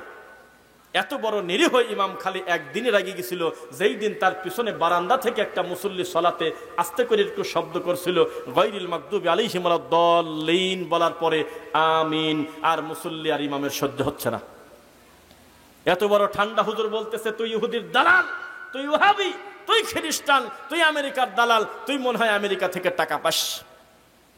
এইটা হলো আমাদের দেশের হুজুরের মুখের ভাষা। একটা প্রতিবেশী আর একটা প্রতিবেশীর সঙ্গে জমি জমা নিয়ে ঝগড়া লাগলে বিভিন্ন ভাষায় গালি দেয়, তবে ইহুদির দালাল বলছে তো আমার জানা নাই। এক গ্রাম আর এক গ্রামের মারামারি লাগে, দেখেন না বিবারিয়া, আল্লাহ মাফ করুক, আমাদের ভাইয়ের আবার বলবেন জেলার নাম নিলাম, মানে ওইদিকে বেশি হয় তাই কথাটা বলে ফেললাম। ওখানে আবার এরকম মিনিটে মিনিটে ওই কাহিনী নাই, একজন একজনের থাপড় দিল, দরকার নাই, টেটা দিয়ে মারিয়ে দাও, ওইসব কাহিনী দরকার নাই। বিয়ের গেটে দুটি মারি ফেলছে, গেটের টাকা দিয়ে কি যেন কাহিনী হয়েছে, কি খাওয়ানি মারিয়ে ফেলছে দুটি, থাক, থাপড় সাপড় দরকার নেই। হ্যাঁ আচ্ছা, দেখছেন। তারপরে করছে কি, মাইকে বলে দিচ্ছে বা বিভিন্ন ভাই না অ্যানাউন্স করে দিচ্ছে, আগামী শনিবার বাদ আসর তোমরাও আসো, আমরাও আসবো, এই 3 দিন অস্ত্র গোছাচ্ছে, রেডি করতেছে। কিছু কিছু ভিডিওতে দেখেছি বাপের বয়সী লোকের টেটামারি মারি ফেলতেছে, কোপাচ্ছে, আর পাশে পুলিশ কিছু করতে পারে না। পুলিশের দোষ দিয়ে লাভ নাই, কারণ হাজার হাজার মানুষের হাতে হলো টেটা। আছে কিনা বলেন? এত ঝগড়া করার পরেও আমি কোনোদিন দেখি নাই এক গ্রুপ আর এক গ্রুপকে বলছে আমেরিকা থেকে টাকা পায়। কিন্তু মসজিদের ইমাম 30 বছর কোরআন খতম করেছে, 30 বছর আগে হাফেজ, আলেম, মুফতি, 40 বছর ধরে ইমামতি করে, এত সুন্দর একটা আলেম মানুষ, তার সাথে আমার আমিনের মিল না পড়ার কারণে, রাসূলের একটা সুন্নাহ আমি অনুসরণ করি, এই কারণে আমাকে লোকটা অপছন্দ করে বলতেছে তুমি ইহুদির দালাল। বুঝতেছেন না মনে হয়? তাহলে হুজুরের মুখে সবচাইতে ছোট গালটা কি বলেন তো দেখি? ইহুদির দালাল, খ্রিস্টান, আমেরিকার এজেন্ট, এই কথা বলে কিনা বলেন? বলে কিনা বলেন? এরপরে আর একটা বিষয়, আমরা আহলুল হাদিসরা, আমরা মানুষ, মানুষ না? কথাই বলে না। আমরা যারা আহলুল হাদিস অনুসারী, আমরা মানুষ কিনা? আমরা ভালো কাজও করি, ভুলও মানুষ হিসাবে করে ফেলি, হয় না ভুল? নাকি আপনারা কেউ ভুল করেন নাই? তবে এই ভুল আহলে হাদিস হয়ে জীবনে কেউ করছে আমার জানা নাই। যদি থাকে প্রমাণ দিলে সেটা বাদ দিয়ে বলবো, সারা পৃথিবীর আহলুল হাদিসদের সবচেয়ে বড় সফলতা, তারা বিদআত এবং শিরক মুক্ত, আলহামদুলিল্লাহ। তাদের সবচেয়ে বড় সফলতা, তারা দাদাকে দাফন কাফন করে ভালো মানুষ হওয়ার কারণে দাদার কবরকে 3 তলা গম্বুজ করে কবরে সেজদা দেয় না, ইতিহাসে নেই। আহলে হাদিসদের সবচেয়ে বড় সফলতা, তারা মানুষ পূজা করে না। আহলুল হাদিসদের সবচেয়ে বড় সফলতা, তারা গলার সঙ্গে তাবিজ নিয়ে ঘোরে না। আহলুল হাদিসদের সবচেয়ে বড় সফলতা, তারা মনা মানুষের সাথে আর কি ঠাট্টা করে কুলখানি খায় না। আহলুল হাদিসদের সফলতা এই জায়গায় যে তারা ব্যক্তি পূজা করতে করতে কাউকে জোর করে জান্নাতি বলে নেই, কাউকে আবার ভালোবেসে বেশি ভালোবাসতে বাসতে ভুল করছে, সেদিন তাকে কাফের বলেছে, ইতিহাসে নাই। আর বেদাতীদের মুখের সবচাইতে ছোট গালি ইহুদির দালাল, আবার ওই কাফেরের ফ্যাক্টরি খুলে বসে আছে, ওই মাল তো কয়েকদিন পরপরই খালি কাফের ডেলিভারি দেয়, কাউকে বাদ দেশে, অথচ তিনি একজন আলেম, তার ঘরানার বাইরে আমার জানা নাই যে কাফের হয় না এরকম লোক। গত পরশুদিন একটা ডেলিভারি দিয়েছে, উনি বলতেছে কেউ যদি নবীর রওজা মুবারক বলা যাবে না বলে, নবীর কবরকে কবর বলতে হবে, এই কথা যদি কেউ বলে তাহলে সে কাফের। ও দেখছেন না? যদি প্রমাণ না থাকে আমি প্রমাণ দিতে পারবো। নাউজুবিল্লাহ মিন যালিক।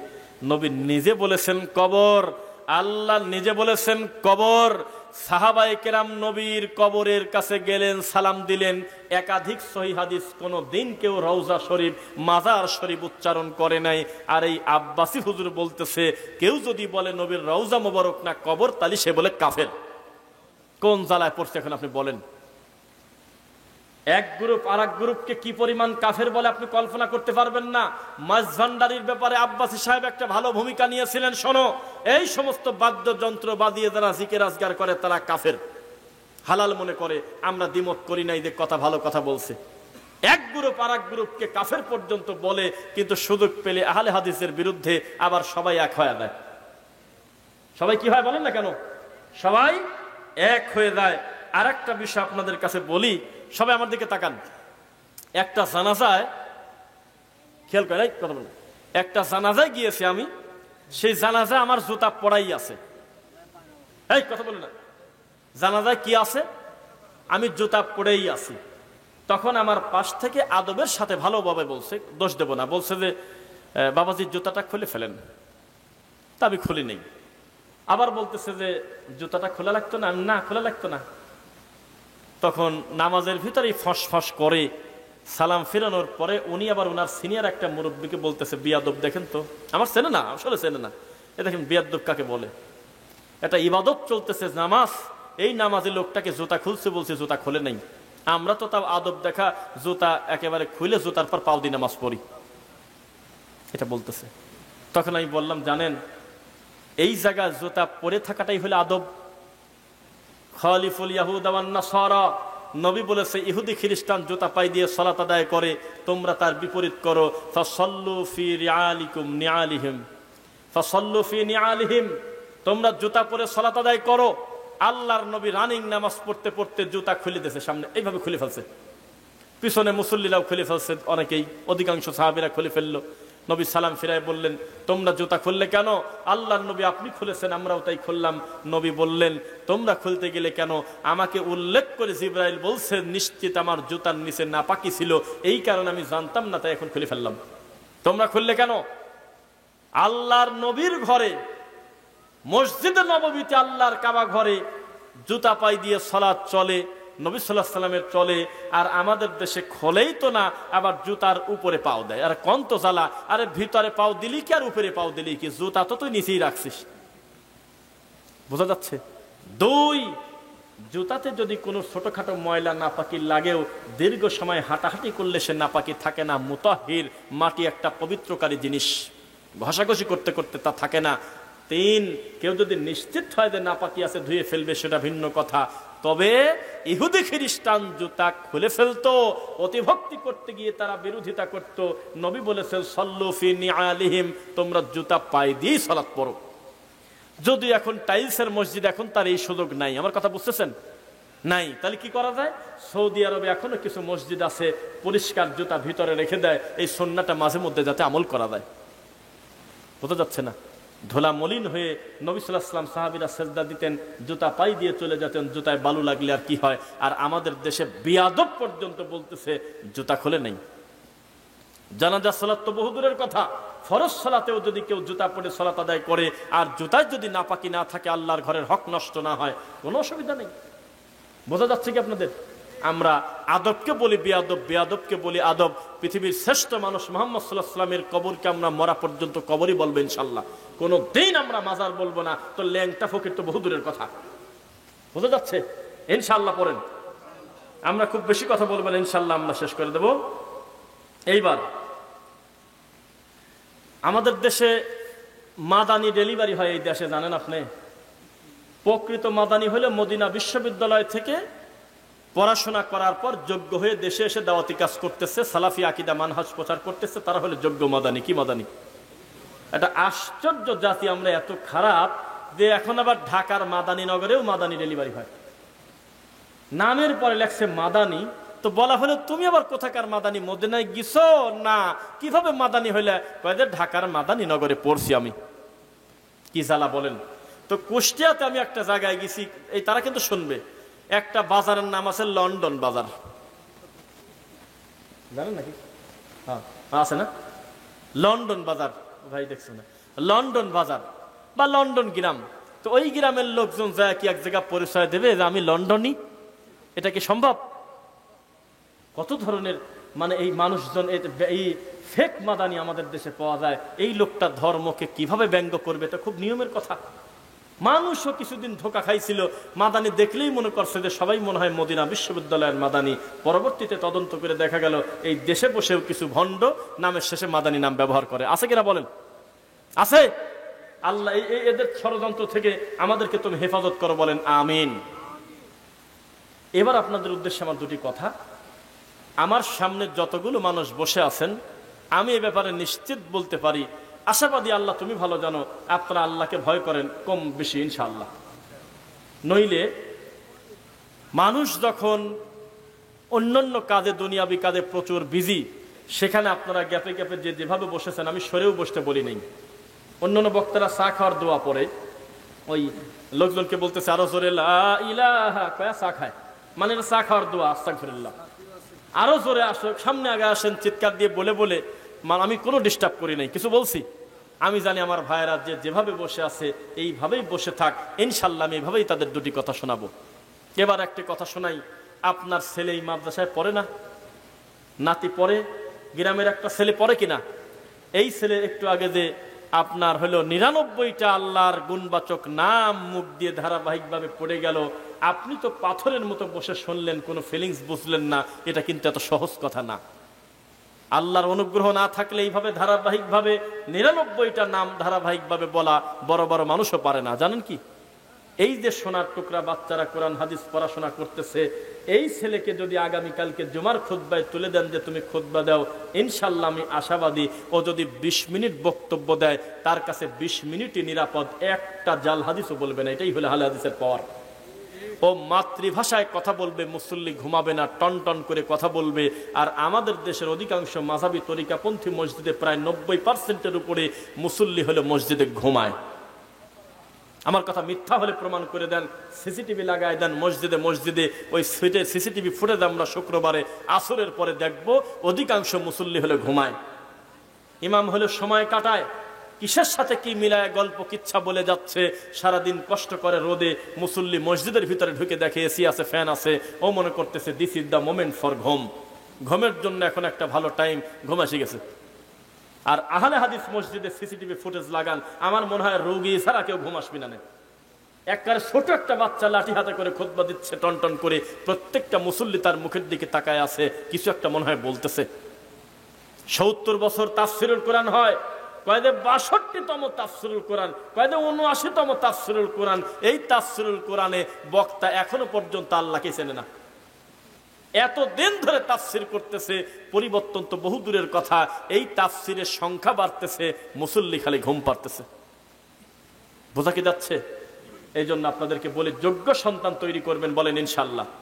আল্লাহ করবে মানে আপনার চেষ্টাটা থাকবে যে আমার সন্তানকে আমি এই বিশুদ্ধ আকীদার প্রতিষ্ঠানে এই মাদ্রাসায় দেব, বলেন ইনশাল্লাহ। এখানে আমি যতদূর তদন্ত খবর পেয়েছি, প্রায় 21 জন বাচ্চা আল্লাহর কোরআন পড়তেছে, আলহামদুলিল্লাহ। এই সোনার টুকরা বাচ্চাদের আমি জানতে চাই, দেখতে চাই, পরবর্তীতে কোনোদিন যদি আসি অথবা খবর পাই, শুনবো যেন ইনশাল্লাহ ভাইদের কাছে, নাইম ভাই বা আরো যে সমস্ত ভাইয়েরা আছে, এখানে শত শত বাচ্চা দিন শিখতেছে, এই আশা আমি করে গেলাম ইনশাল্লাহ। আল্লাহ তুমি কবুল করো, বলেন আমিন। এখন একটু লজ্জা দেই, বিশাল বড় এরিয়া আপনাদের, এক সিরিয়ালে কোনো তরিকাপন্থী হয়তো কেউ নাই বলা চলে, এখানে না, যেখানে আছে, কিন্তু এখনো পর্যন্ত 500-200 বাচ্চা ছেলে মেয়ে আলাদা আলাদা দিন শিখবে, এই জায়গার অভাব আমাদের দেশে এখনো আছে।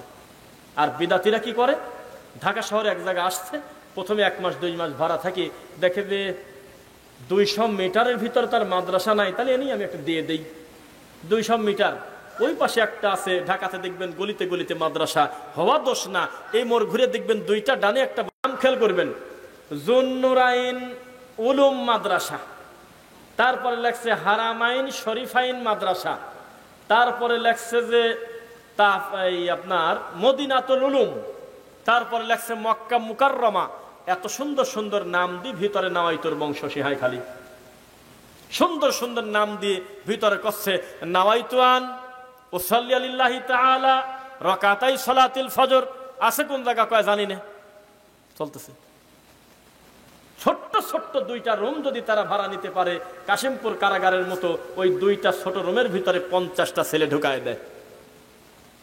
আসরের পর ওই জানলার গ্রিল ধরে ধরে বাচ্চারা কাঁদে, না আছে খেলার জায়গা, না আছে কথা বলার জায়গা। মারা হলে 7 দিন পর পর এসে খালি একটু দেখে যায়। মিথ্যা বলছি আমি?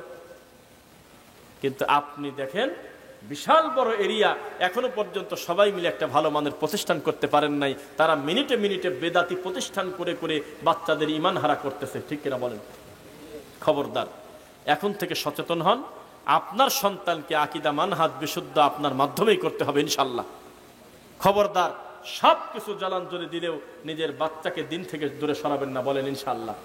যুবক ভাইদের উদ্দেশ্যে বলি, খবরদার নেশাদার দ্রব্য আপনি পান করবেন না ইনশাল্লাহ। আপনি এখন তামাক ছেড়ে দেন, এখন আপনি সিগারেট বিড়ি গাঁজা ছেড়ে দেন। আর এখন আর গাঁজার থেকে বড় নেশা হয়েছে হলো মোবাইল। আর এক জায়গায় পড়ে গেছি, কোনটা বাপ কোনটা মা কোনটা চাচি কোনটা খালা কিচ্ছু জানে না। পিছনে আধা ঘন্টা ধরে বাপ দেখতেছে আমার সাওয়াল মোবাইলে কি দেখে, ও এখনো ঘাড় ঘোরানোর টাইম পায় নাই, এত মগ্ন হয়ে আছে মোবাইলের দিকে। এটা একটা বড় ধরনের এডিক্ট, বিশাল বড় ধরনের অবস্থা। এভাবে যদি চলতে থাকে পরবর্তীতে আমাদের এই সোনার ছেলেরা প্রতিবন্ধী হয়ে যাবে। চোখ কানা, কিছুই বোঝে না, চোখে দেখে না, 2টা 3টা 4টা নাই, কম্বল নড়াচড়া করে, কেন ঘুম আসবে কোন সময়, দেখে গেম খেলতেছে। এই তো আমাদের অবস্থা। দিন দিন অধপতন কোথায়। যে তরিকারই হোক না কেন, মোবাইলের নেশা কিন্তু কম বেশি আমাদের সবার আছে, আছে কিনা? আর এই মিডিয়া মোবাইল, এর আমি একটা নাম দিছি, নামটা শুনবেন নাকি? এর নাম দিছি হলো গ্লাস। কি নাম দিছি আমি? মিডিয়া মোবাইল হলো গ্লাস। এই গ্লাসে আপনি মধু ঢেলেও খেতে পারবেন, পবিত্র পানিও খেতে পারবেন, আবার মদও খেতে পারবেন, নিষেধ আছে। এখন এই মোবাইলের ভিতরেই কিন্তু কোরআন রাখা যায়। এই মোবাইলের ভিতরেই কিন্তু আমার রাসূলের অন্তত 10, 20, 30 হাজার হাদিস রাখা যায়, জানেন আপনি? এই মোবাইলের ভিতরেই যে কোনো আলেমের নাম লিখলে তার ভালো ভালো বক্তব্য পাওয়া যায়, যায় কিনা? আবার এই মোবাইলে আবার ল্যাংটা মেয়ে লিখলে ল্যাংটা মেয়ে চলে আসে, আসে কিনা? তাহলে এটা গ্লাসের মতো, আপনি কিভাবে ব্যবহার করবেন সেটা মোবাইল একা একা কাজ করতে পারে না, আপনি না চাইলে। সুতরাং এই মোবাইলের ফিতনা থেকে, খারাপ কাজ থেকে আপনারা বেঁচে থাকবেন, বলেন ইনশাআল্লাহ। আর মা বোনদের উদ্দেশ্যে আমাদের শেষে কথা, অবশ্যই এই কঠিন পরিস্থিতিতে বেপর্দা আপনি থাকবেন না, গান বাজনা শুনবেন না, বাচ্চাদেরকে দিন শেখাবেন, সালাত ঢিলেমো করবেন না। যত ইসলামিক কাজ আছে পুরুষের থেকে আপনার সহজ করা হয়েছে, আপনার জন্য আল্লাহ উপঢৌকন দিয়েছে, আলহামদুলিল্লাহ। কয়টা বাজে একটু মোবাইলটা দেখি, অনেক সময় হয়ে গেছে। বসেন, দোয়া না পড়ে যাবেন না আমার মুখে। আসলে আমরা প্রথমে ভাবছিলাম এটা কোনো কালেকশনের মাহফিল না, এমনকি কর্তৃপক্ষের অধিকাংশ তারা জানতো এটা কোনো কালেকশন না। কথা বুঝছেন? আমি 1 সেকেন্ডের জন্য কোনো কটু কথা বদনাম করব না, তবে যেই যেই জালসায়, সবাই তাকান আমার দিকে, যেই যেই মাহফিলে কালেকশন থাকে, সেই মাহফিলে বক্তার বক্তব্য কত সুন্দর হলো সেদিকে ফোকাস থাকে না, মাল উঠলো কত সেদিক দিকে খেয়াল, টাকা আসলে উঠলো কত ওই দিক ফোকাস থাকে। এজন্য আমি খেয়াল করেছি, প্রধান বক্তা যখন বক্তব্য দেয় অনেক মাহফিলে, মা মরা এতিমের মতো টাকার দিক টাকা 7-8 জন কমিটির লোক গোল হয়ে বসে টাকা গুনতেছে। অথচ এই রোগীদেরই বক্তব্য আগে শোনা উচিত না? এদের সংশোধন আগে জরুরি না? এখানে গোল হয়ে বসে 7-8 জন বসে মা মরা এতিমের মতো টাকার দিক টাকায় 7-8 বার করে টাকা গোনে, আর আমি বক্তব্য দিচ্ছি আর অর্ধেক লোক এদিক টাকা আছে। আমি রোগীকে কোনোদিন এলাও করি না। আমি ব্যাগ ভরে টাকা নিয়ে ফাঁকা দাও।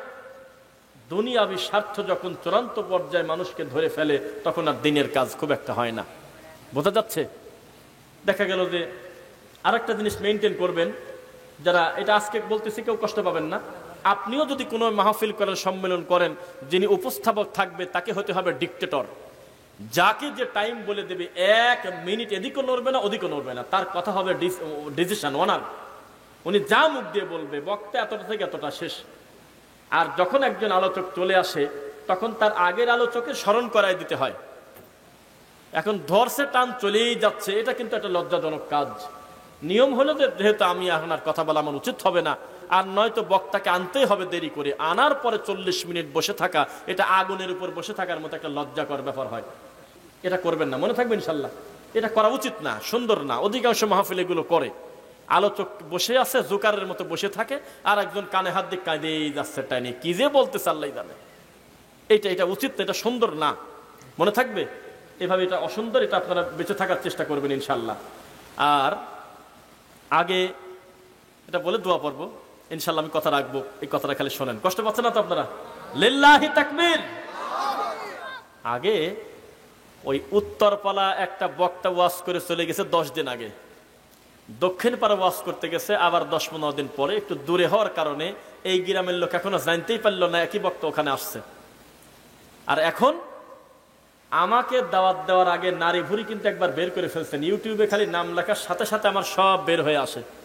এখন কিন্তু আর ফাঁকি দেওয়া যায় না, এমনি এমনি কিন্তু একটা বক্তাকে হুট করে কেউ দাওয়াত দেয় না, দেয় কি? যে কোনো বক্তাকে আনার আগে গ্রামের মুরব্বীরাও কয় যে কার আনবা, তারকে মোবাইলে একটু ওয়াজ পাওয়া যাবে না, একটু দেখাও তো দেখি, একটু শুনি, বলে না? তো বক্তাকে যে বিল বাজেট করা হয় সে টাকা কিন্তু আগেই উঠে গেছে। এই পোস্টারটা দেখে ভালো লাগছে, যতগুলো প্রোগ্রাম করছি আজকেই দেখতেছি অতিথির সংখ্যা কম। একটা জায়গায় অতিথি দেখছি হলো কত, দেখেন জানো ভাই, 251 জন, 251 জন হলো অতিথি। তো পরে আমরা বললাম যে এটার হাকিকত কি, এর মারেফতটা কি? তোকে মারেফত হলে ও মূল্য বাঁচলো তা আমার দেখার কথা নাই, সর্বনিম্ন 500 নিচে তার দেবে না। তার মানে 2-5 লাখ টাকা আমাদের আগেই তোলা শেষ। ওই নাম আগে দেই, পরে আমরা বলি যে দেখো তোমার নাম কিন্তু দিয়ে দিছি, তখন ও চোখ খোলা দেয়, অন্তত 1000 টাকা দেয়। তো এই কাম আমরা আগেই করে ফেলছি, এই জন্য আজকে খালি ওয়াজ করে দেন, যা তোলার তা তুলে ফেলছি, এটা হলো স্বভাব। এই জন্য আমাদের একজন মাদানী আলেম উনি লেখছে যে আলোচকের নাম খুঁজে পাওয়া যায় না, কিন্তু অতিথির নাম থাকে বড় বড় মোটা অঙ্কে লেখা। আজকে তার ব্যতিক্রম। আল্লাহ আলোচক এবং গ্রামবাসীকে তুমি দিনের জন্য কবুল করো। আল্লাহ আমরা মানুষ, আমাদের ভুলভ্রান্তি আছে, আমাদের তুমি ক্ষমা করো। আল্লাহ আল্লাহ সমস্ত বিদাত মুক্ত সুন্নাতে আমল করার তৌফিক দাও। তাওহিদ একদম নিয়ে, শিরিক মুক্ত তাওহিদ ঈমান নিয়ে আমাদের কবরে যাওয়ার তৌফিক দাও। আজকের এই মাহফিলটা যাদের টাকা দিয়ে, বুদ্ধি দিয়ে, শ্রম দিয়ে, মেধা দিয়ে, যেভাবে যারা করেছে, কষ্ট করেছে, আল্লাহ তুমি সকলকে উত্তম বিনিময় দাও। আমাকে কেউ শিখায় দেয় নাই, আমি একটা সুন্নাহ পালনের চেষ্টা করব। আমি চাইব আমার সোনামণিরা প্রত্যেক ভাইদের কাছে যাবে, 1 থেকে 2 মিনিট হয়তো সময় লাগবে, দেশ শেষ হবে তখন আমি সবাই একসাথে দোয়া পড়ে চলে যাব। মজলিসের শেষে আপনারা কিছু সাদাকা করে দেন। পরিমাণটা বড় কথা না, তাকওয়াটা আল্লাহর কাছে বড় কথা। সবাই বৈঠকে সাদাকা আপনি করবেন, উপস্থিত যাই আছে, পরিমাণ বলবো না বা মারহাবাও দেবো না। দিল 20 কয় জান্নাতে 20, আমার সামনে বললে আমি ধাক্কা দিয়ে ফেলা দেবো। কারণ আল্লাহর এই কথা বলা যায়? নাউজুবিল্লাহ। অবশ্যই মানুষকে উৎসাহিত করবেন, প্রকাশ্যে দান করা বৈধ, যাতে আরেক ভাই উৎসাহ পায়, কিন্তু বাড়াবাড়ি করা যাবে না। বোঝা যাচ্ছে? জি, সবাই দাও, সোনামণিটা দাও। এই যে যারা আপনাদের কাছে যাচ্ছে এরাই কিন্তু আজকের সবচেয়ে বড় মেহমান। সবচেয়ে বড় মেহমান হলে আমাদের এই কোরআনের ছাত্ররা। আল্লাহ তুমি তাদের কবুল করো, বলে না আমিন। সবাই যাও। এরপরে আমরা সবাই আমাদের দায়িত্ব